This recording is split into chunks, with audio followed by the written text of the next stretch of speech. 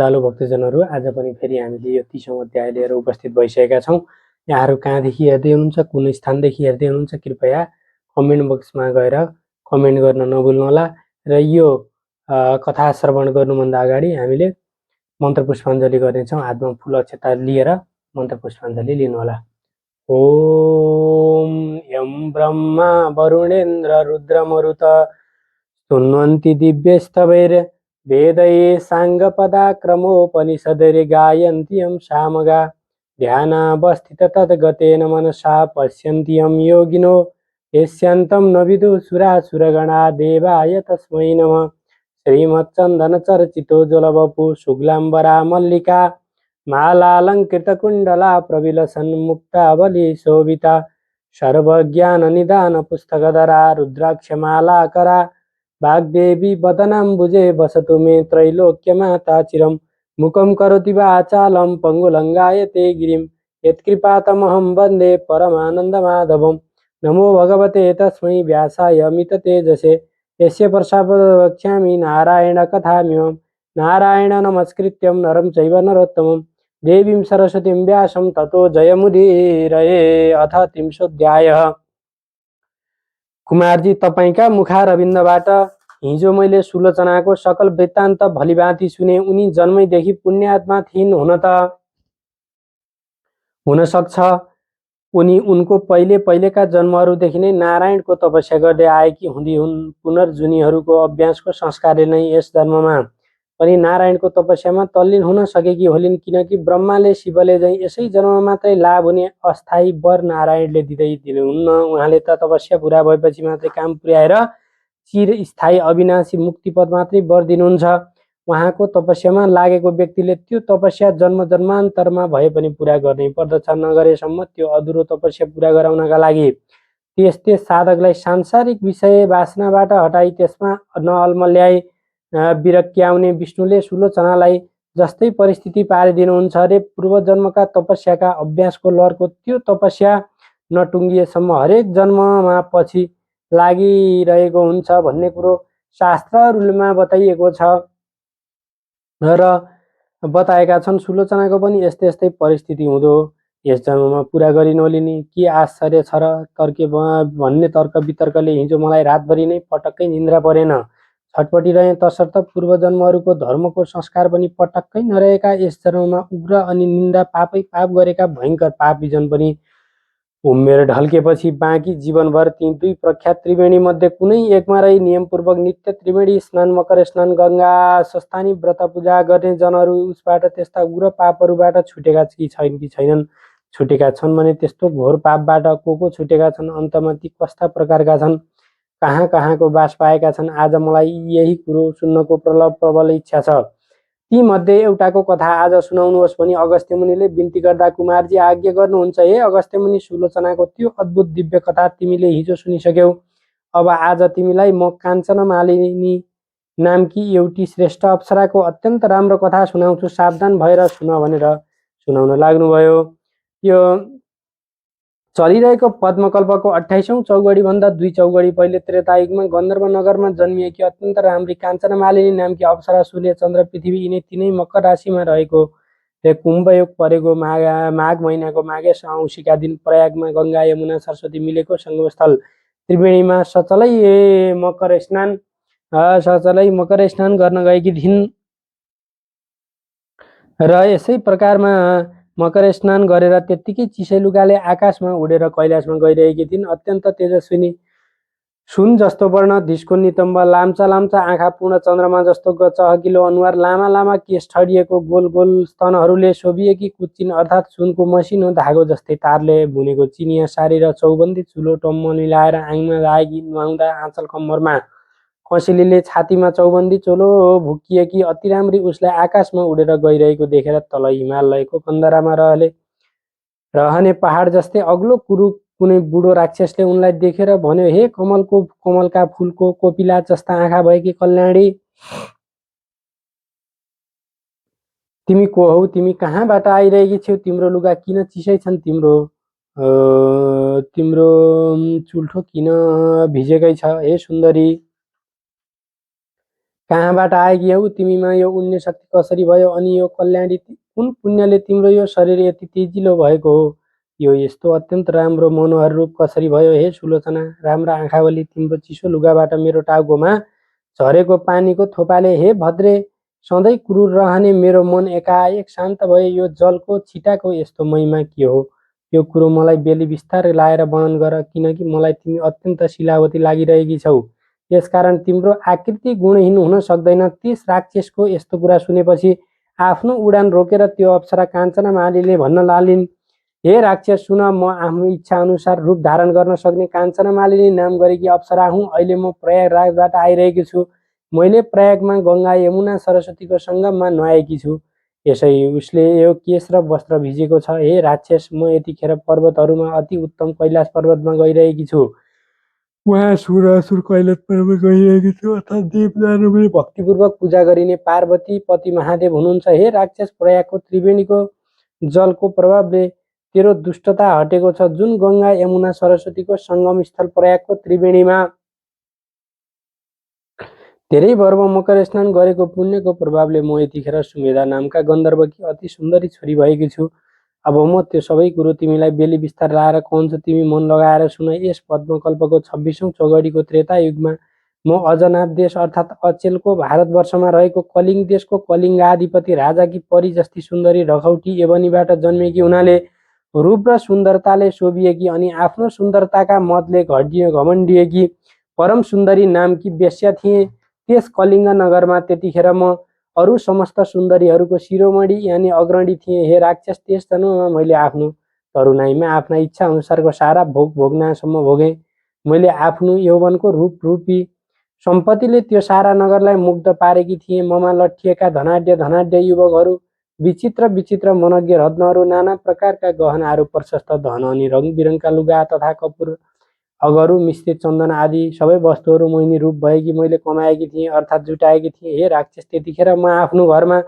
कति सुन र कति रत्न छ त्यसको अन्त जान्दिन थिएँ किनकि कामले पीडित भएकी युवा राजपुत्रहरू सेठ साहुका पट्टा छोराहरू मेरा चरणको सेवा सधैँ गर्थे मैले आफ्ना नखराले ती सबैको सर्वस्व धुते कति काम पीडित युवक त आपसमा हानाहान गरेर मरे पनि त्यतिखेर त्यो अति राम्रो पुरा नगरमा मेरो त्यस्तै चाल थियो परन्तु जब मेरो दन्दनाउँदो उमेर ढल्कियो र युवकहरूको ओइलाउँदै गयो तब मेरो मन विरक्तिदै सोच गर्न लाग्यो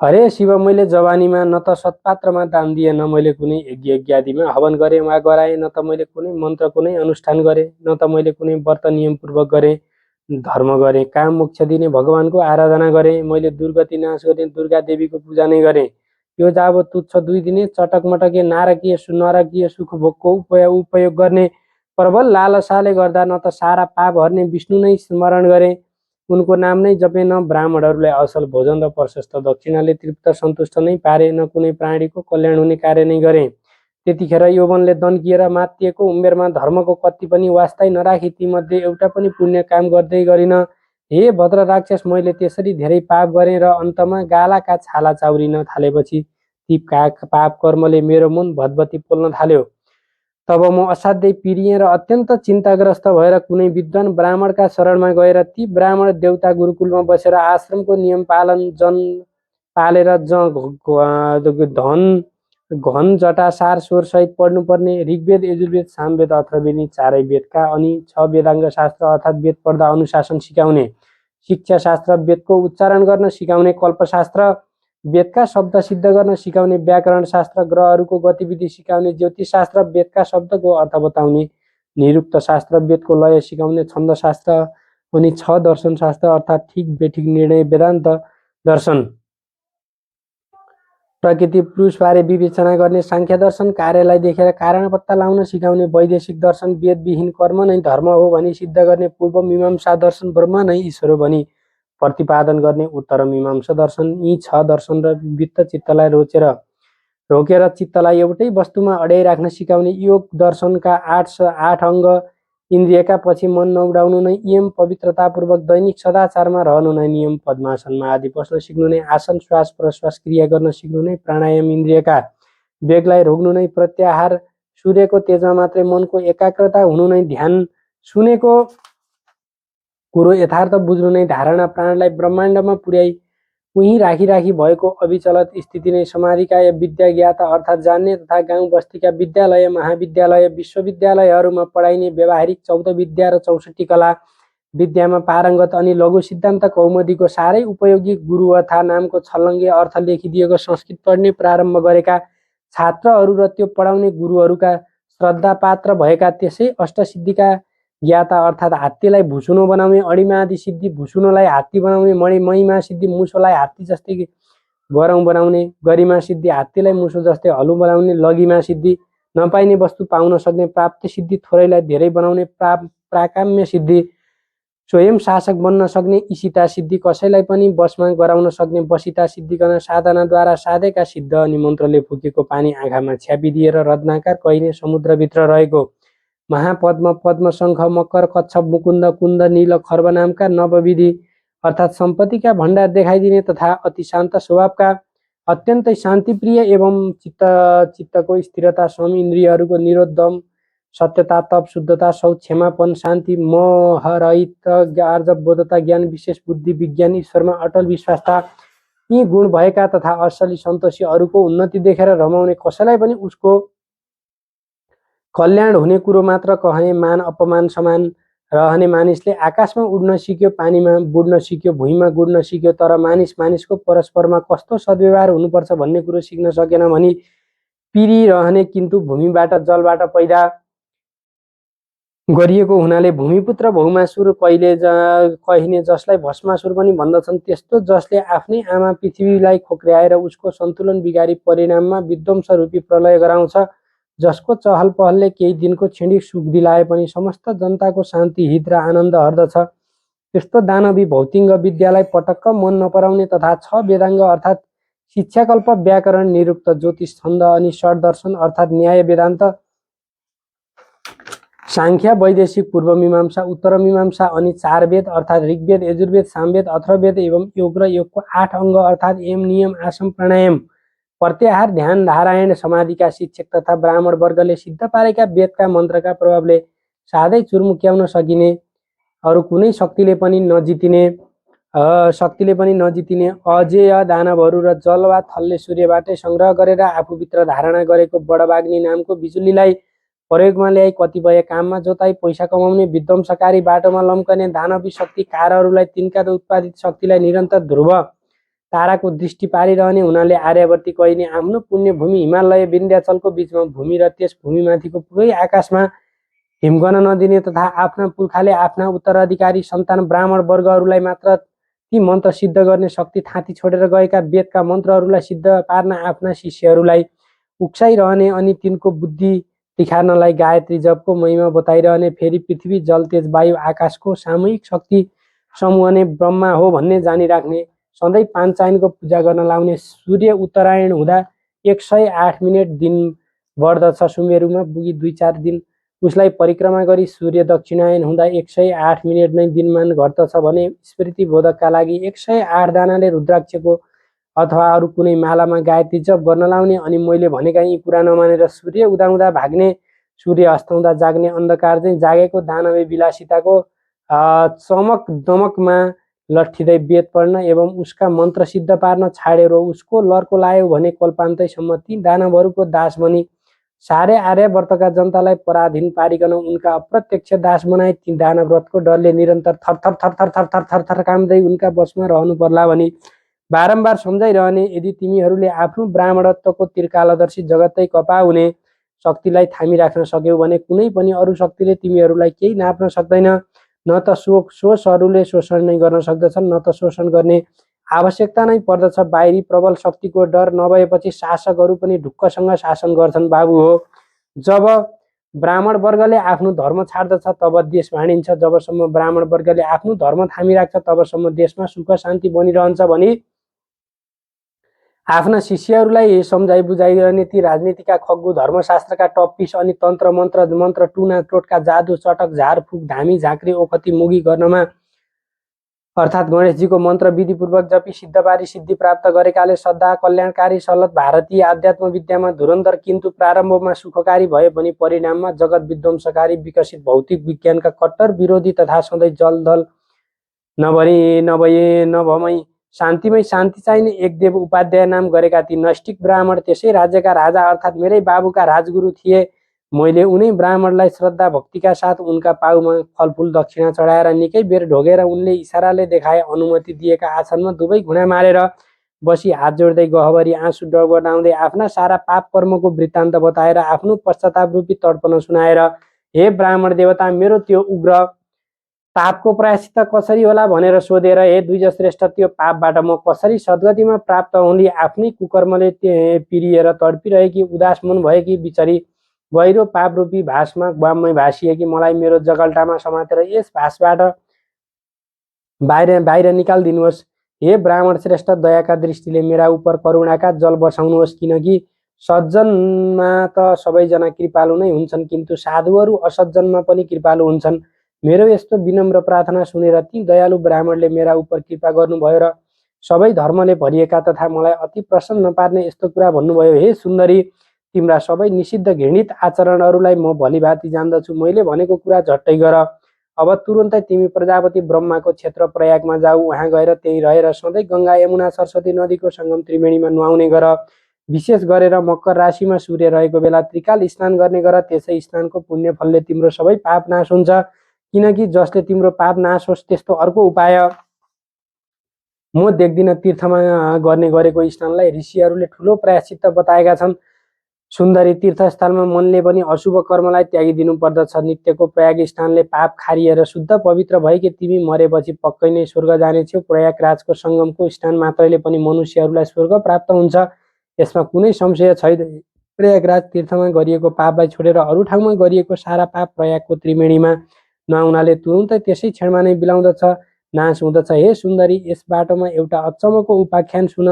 उहिले कुनै समयमा गौतम मुनिकी पत्नीलाई देखेर कामरूपी शत्रुको वशमा परेको गुप्त कामुक इन्द्रले गौतमकै रूप धारेर उनलाई सुटुक्क भोग गरे। तब ऋषि पत्नी गमन गर्ने इन्द्रलाई उस स्त्रीकै सामुन्ने त्यस उग्र पापले उत्तिखेरै फल दियो। तब त्यस स्त्रीको पतिको श्रापको शक्तिले इन्द्रको शरीर हजार योनिले चिन्तित भएको कुरूप निन्दित लाज मर्नुको हुँदो भयो। तब मुन्टो निहुराएर देवराज इन्द्र त्यहाँबाट निस्किए अनि चारैतिर तिरस्कृत निन्दित हुन थालेर घृणित कर्मलाई निन्दा गर्न थाले। मेरु पर्वतको टाकुरोमा रहेको यस 100 योजन अर्थात् 400 कोष फराकिलो पानीले टम्म भरिएको राता चुच्चो हुने सेता नसेता बडे बडे रजहाँसहरूले शोभिएको कर्याङकुरुङका लामले तोरणिएको रङबिरङको कमलका फुलहरू फक्रिएको विशाल तलाउको हिमजलमा उम्रिएको कमलको कोपिलामा लुकेर बसे। त्यसै कमलमा बसेर आफूलाई तथा आफ्नै शरीरमा रहेको महान शत्रु कामदेवलाई निन्दा गर्न थाले। जुन कामले मुन्ट्याइँदा ठुला जन पनि कोमलमा निन्दित भएर आखिरमा नरकमा जागिन्छन्। काम चेष्टाले उत्पन्न भएको त्यो पाप वासना जो छ त्यो आयु कीर्ति यश धर्म तथा धैर्यलाई सत्यानाश पारिदिन्छ। अनेक आपत्तिहरूको निश्चित स्थान भएको हुनाले त्यो दुराचारी कामदेवलाई धिक्कार छ।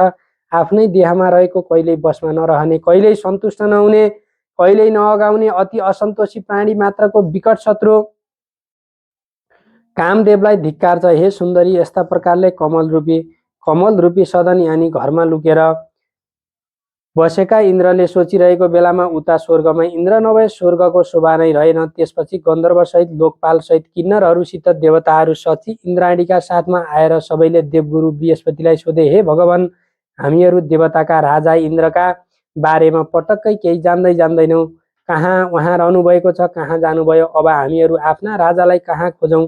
जसरी घरमा सुपुत्र नभए धनधान्य र गुणै गुणले भरिएको पनि कुलको शोभा हुँदैन, त्यसै गरी देवगणको साथमा इन्द्र नभइकन स्वर्ग शोभिएको छैन। हे गुरु, जे गर्दा स्वर्गलोकको शोभा बढ्दछ चाँडै नै त्यस्तो उपाय गरी बक्सियोस्। हे गुरु, स्वर्गलाई शोभाले युक्त स्वामी भएको पारी बक्सियोस्।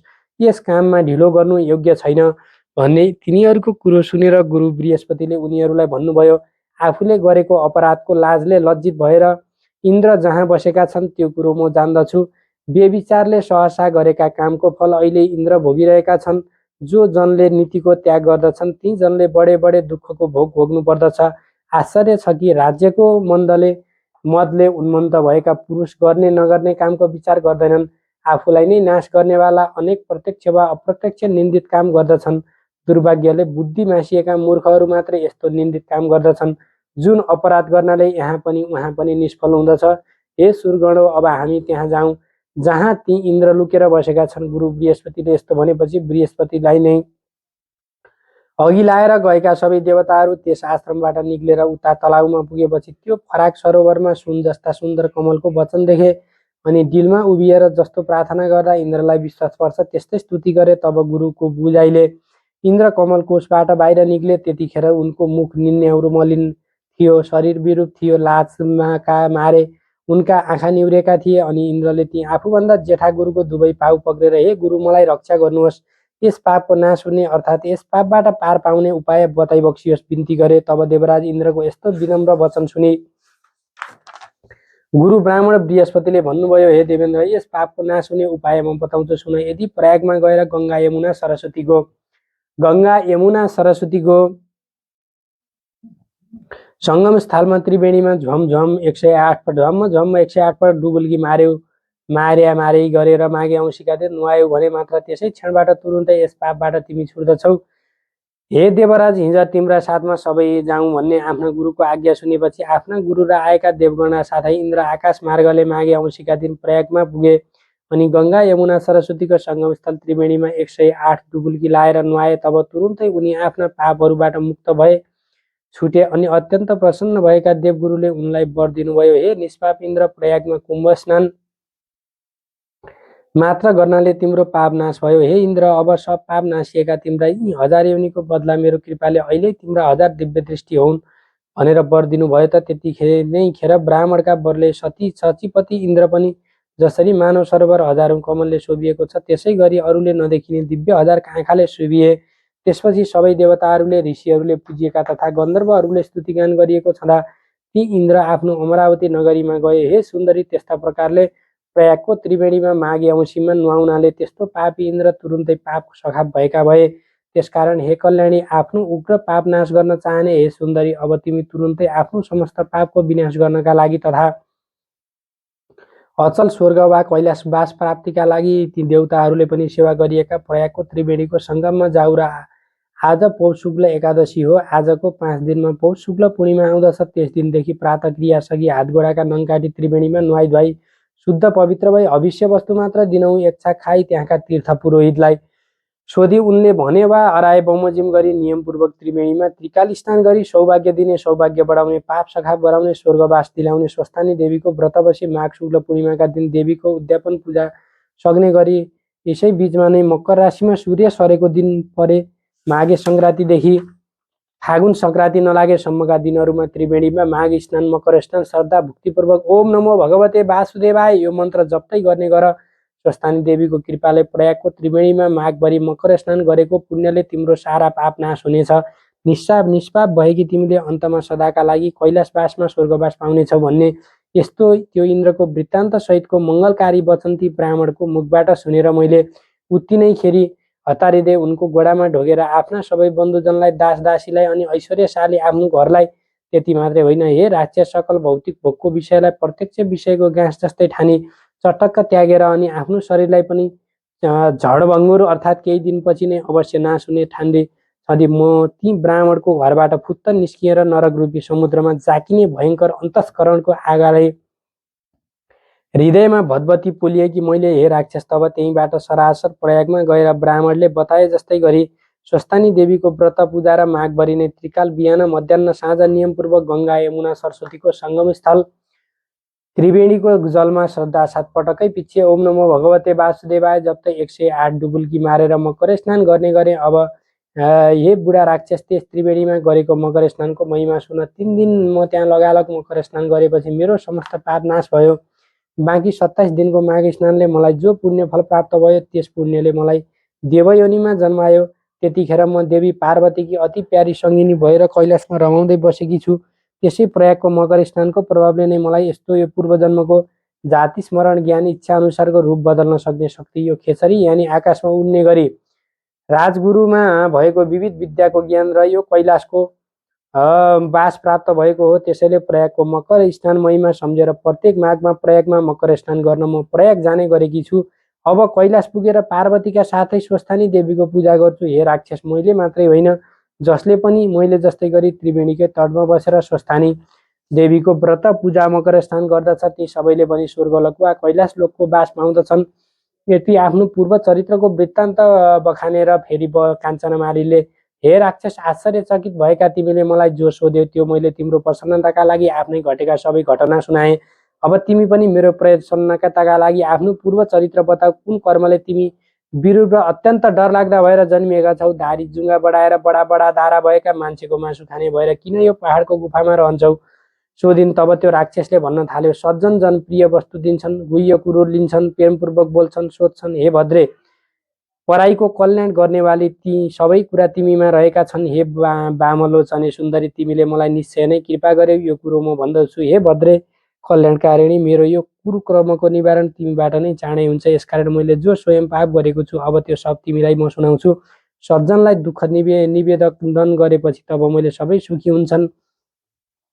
पातलो कम्मरवाली सुन्दरी, अब मेरो वृत्तान्त सुन। पहिलेको जन्ममा म काशीमा वेदका धेरै ऋचाहरू जान्ने वेद विद्यामा पारङ्गत श्रेष्ठ ब्राह्मण थिएँ।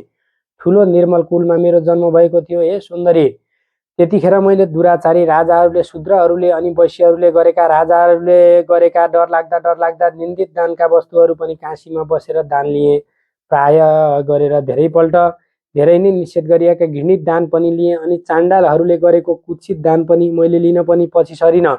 यहाँसम्म कि किसानहरूले बजारमा किन्नै पर्ने तर पसलेले 100मा किनेको वस्तुलाई करैकोरको भारी बोकाएर 300मा किसानलाई बेच्ने अनि किसानले उब्जाएको खाद्यान्न वा खाद्य वस्तु किन्दा चाहिँ सुक्ती घरती ढुलाइ कोठी कुसित नगर, प्रवेश कर कटाई 100 को उसको माललाई 60मा किनिली समस्त किसानलाई किङ्गिङ्राई। उत्तम खेती मध्यम व्यापार उद्धम चाकरी भन्ने बृहस्पतिको नीतिलाई पर्लक्क उल्टाई उत्तम चाकरी मध्यम व्यापार अदम खेती बनाउने शुक्राचार्यको नीतिलाई अँगालेर किसानहरूलाई हल्लनटट्टु बनाउने अनि साधुहरूलाई एकदम दुःख दिने सताउने र यस्तो प्रकारको क्रियाकलापहरू गरिसकेपछि पार्टीवादी सरकारको पार्टी शासकले धाक देखाउन गरिएको त्यो किसान सोसिएको पापै पापले मुछिएको द्रव्यदान लिनु पनि पछि परिन। दान लिएर पनि फुर्किन छोडिन तथा अरू पनि म लोभिन। त्यहाँ कति हो कति अनेक पाप गरेँ जहाँ मैले जो नगरेको पाप कर्म छ त्यो छैन होला। हे सुन्दरी, मैले त्यस पुण्य क्षेत्रमा गरेका अरू पाप कर्म पनि सुन। त्यस अभिमुक्त वाराणसी अर्थात् बरुडा र 80 नदीको बिचैमा क्षेत्रमा गरिएको एक रत्ती पनि जो पाप छ त्यो पाप त मेरु पर्वत समान ठुलो हुन्छ। मैले उस जन्ममा कति पनि धर्मको सञ्चय गरिन। हे सुन्दरी, तब त्यसरी त्यहाँ धेरै समय बितेपछि म त्यहीँ मरे। अभिमुक्त वाराणसीको प्रभावले म नरकमा गइन। अभिमुक्त क्षेत्रमा मरेको कोही पनि पापी नरकमा जाँदैन, किन्तु अभिमुक्त क्षेत्रमा गरिएको कुनै पनि पाप वज्र समान दृढै ननासिने हुन्छ। त्यसै वज्रले पापको प्रभावले हिमालय पर्वतमा भयानक अतिशय दुष्ट पापी राक्षस भएर मेरो जन्म भएको हो। योभन्दा पहिले 2 पल्ट गिद्ध, 3 पल्ट बाघ, 2 पल्ट सर्प, 1 पल्ट लाटो कोसेरो भएर जन्मिएको थिएँ। त्यसरी 9औं पल्ट सुँगुर पनि भएँ। हे भामिन, हे सुन्दरी, मेरो यो राक्षसको जन्म 10औं जन्म हो। नाना प्रकारका योनिमा जन्मदै मेरा हजारौं वर्ष बितिसके। हे भद्रे, हे कल्याणकारिणी, यो दुःख समुद्रबाट मेरो उद्धार हुने उपाय छैन। हे शुभ्र सुन्दर आँखी भुइँवाली, यहाँ वरिपरि 3 योजन अर्थात् 12 कोससम्मको भूमि मैले जन्तुहीन गराइसकेको छु। मैले धेरै नै निरपराधी जीवहरूको पनि नाश गरेको छु। त्यस दुष्कर्मले मेरो मन निरन्तर जलिरहन्छ। तिम्रो यो दर्शन रूपी अमृतले सोचे कि मेरो मन अहिले एकदम शीतल भएको छ। तीर्थहरूको शुभ फलता कुनै समयमा गएर फल्छ, तर सज्जनको समार्गमा अर्थात् भेट वा तुरुन्तै फल्छ। हे शुभ्रु, यसै उसले बुद्धिमानहरू सत्सङ्ग तिनको प्रशंसा गर्दछन्। मेरो मनमा भएको यो सबै आफ्नो दुःख मैले तिमीलाई बताएँ। यस्तो कोही बिरला कोटी नै सज्जन होला जसलाई अरूको दुःख सुनेर आफ्नो अन्तरात्मा खिन्न नहोस्। यस बारेमा उचित कुरो तिमी स्वयं जान्दछौ। यसै कारण अब यसभन्दा परतिर म केही भन्दिनँ। म हर हमेशा यस दुःख सागरबाट कसरी पार पाउँछु भन्ने कुरो सोचिरहन्छु। सज्जनहरूको समागम सबैको उपकार गर्ने हुन्छ। के क्षीर समुद्र केवल हाँसलाई मात्र दुध दिन्छ र के बगुल्लालाई दिँदैन? तब कुमारजी भन्नुभयो, हे अगस्त्य मुनि, त्यस राक्षसको त्यस्तो वचन सुनेर दयाले हृदय पग्लिएकी काञ्चना मालिनी धर्मदानमा मती गरेर धर्म दिने विचारले भनी, हे राक्षस, तिमीलाई म अवश्य उद्धार गर्नेछु। अहिले तिमी सोच नगर। तिम्रो राक्षस तत्त्वबाट छुटकाराका लागि म प्रयत्न गर्नेछु। यस्तो दृढ प्रतिज्ञा गरेर भन्न थाले, मैले वर्षेनी विधिपूर्वक धेरै माघ स्नान र स्वस्थानी व्रत पूजा गर्ने गरेकी छु। हे भद्र राक्षसी, यो सब मैले गङ्गा यमुना सरस्वतीको सङ्गम ब्रह्म क्षेत्रमा मकर स्नान र कैलाशमै श्रद्धापूर्वक स्वस्थानीको पूजा जो गर्ने गरेकी छु, त्यसको त्यो पुण्य सङ्ख्या वा ती दुवै सत्कर्मका धर्मको म वर्णन गर्दछु। त्यस्तै जस्तै विद्वान जनहरूको धर्मको आचरण गुप्त राख्नु भनेका छन्। वेद जान्ने मुनिहरू दुखीलाई दान दिने कामको प्रशंसा गर्दछन्। हे भद्र भलादमी, समुद्रमा वर्षने मेघको के फल हुन्छ र? हे राक्षस, मैले स्वयं त्यस पुण्यको फल अनुभव गरिसकेको छु।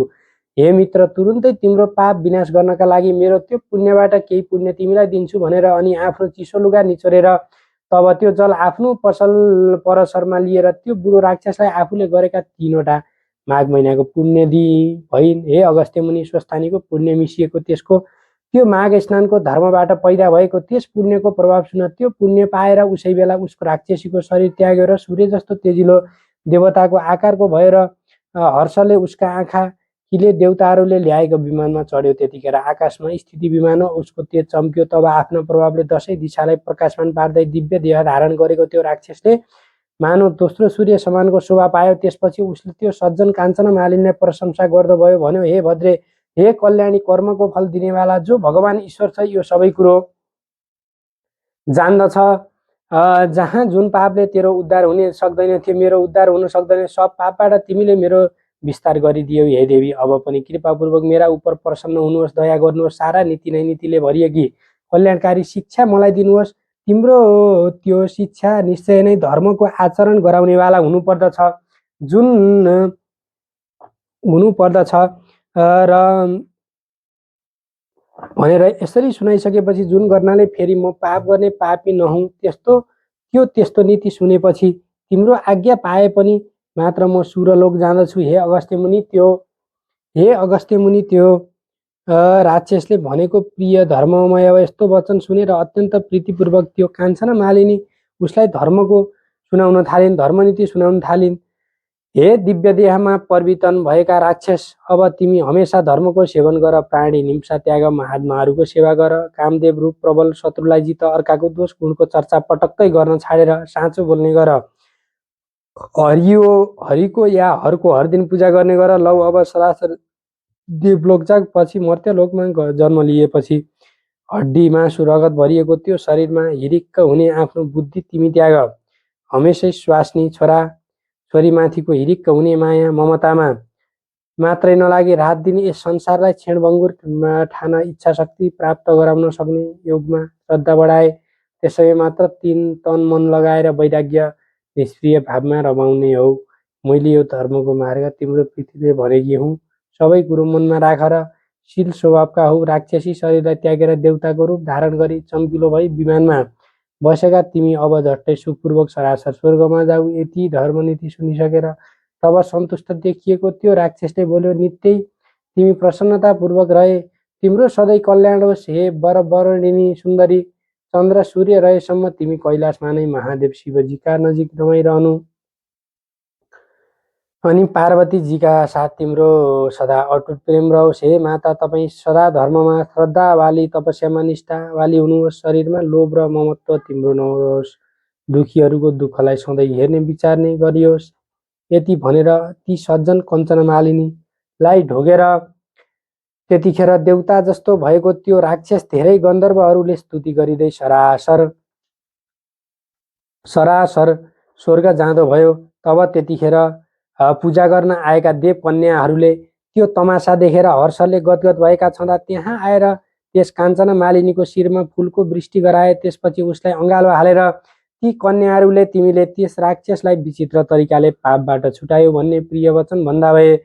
त्यस दुष्टका भयले कोही पनि यस जङ्गलमा पस्न सक्दैन थियो। अब हामी निर्भय भएर यस जङ्गलमा सुखपूर्वक डुलफिर गर्छौँ भन्दै ती देवकन्याहरू आफ्नो नित्य पूजा सिद्ध्याउन अक्षोदकतिर लागे। हे अगस्त्य मुनि, तिनीहरूको त्यस्तो कुरा सुनेर काञ्चना मालिनी अत्यन्त खुसी भई। तब त्यो सती काञ्चना मालिनी उसै दानले कृतार्थ हुँदी भए। स्वस्थानीको नित्य पूजा गर्नका लागि कैलाशतिर उड्दा हुँदै गन्धर्व कन्या त्यो श्रेष्ठ काञ्चना मालिनी परि त्यस राक्षसलाई त्यसको त्यो राक्षस योनिबाट छुटाएर तुरुन्तै आकाश मार्गले उडेर कैलाश जाँदा आफूले गरेको परोपकारले गर्दा अत्यन्त प्रसन्न भई जो मनुष्य त्यो गन्धर्व कन्या काञ्चना मालिनी र बुढो राक्षसले कहेको त्यो श्रेष्ठ संवाद भक्तिपूर्वक सुन्दछ त्यो मनुष्य सधैँ कहिल्यै पनि अधर्म गर्नतिर मन दौडाउने, आफ्ना इन्द्रियहरूमा दुष्ट राक्षसहरूद्वारा बाधित अर्थात् पीडित हुँदैन। त्यसको बुद्धि सधैँ धर्ममा लागिरहन्छ। यसै उसले उसका परिवारलाई पनि प्रत्येक वर्ष स्वस्थानीको पूजा गर्न र त्रिवेणी मकर स्नान गर्न मन रमाइरहन्छ। इति श्री स्कन्दपुराणे केदारखण्डे माघ महात्म्य कुमार अगस्त्य संवाद स्वस्थानी परमेश्वरी व्रतकथायां काञ्चन मालिनी कैलाश संग नाम 30औं अध्याय 30 अब यो कथा श्रवण गरिसकेपछि हातमा चन्दन अक्षता फुल लिएर यो मन्त्र पुष्पाञ्जली पढ्नुहोला। ओम उपनयतु मङ्गलं वा सकल जगन मङ्गलालय श्रीमान दिनकर किरण निबोधित नवनलिन दल निवेक्षण कृष्ण काले वर्षतु पर्जन्य पृथ्वी सस्यशालिनी देशोऽयं क्षोभरहितो ब्राह्मणा सन्तु निर्भया पुत्रा पुत्रिणा सन्तु पौत्रेण निर्धना सदना सन्तु जीवन्तु शरदां शतम् तत्रैव गङ्गा यमुना च तत्र गोदावरी सिन्धु सरस्वती च तीर्थानि सर्वाणि वसन्ति तत्र यत्राच्युतोद्धार कथा प्रसंग या कुन्दिन्दुतसारहार धवला या सुप्रवस्थावृता या वीणा वरदण्डमण्डितकरा या श्वेतपद्मासना या ब्रह्मच्युत शंकरा प्रभृति वैरदेवै सदा वन्दिता सामं पात सरस्वती भगवती निःशेषजाड्यापहा कायेन वाचा मनसेन्द्रियर्वा बुद्ध्यात्मना वा प्रकृति स्वभावात् करोमि यद्यत् सकलं परस्मै नारायणायति समर्पयेत्। यति भनेर आफ्नो मनोकामना सम्झेर पुस्तकमा चढाइदिनु होला। जय बलिए श्री स्वस्थानी माताको जय।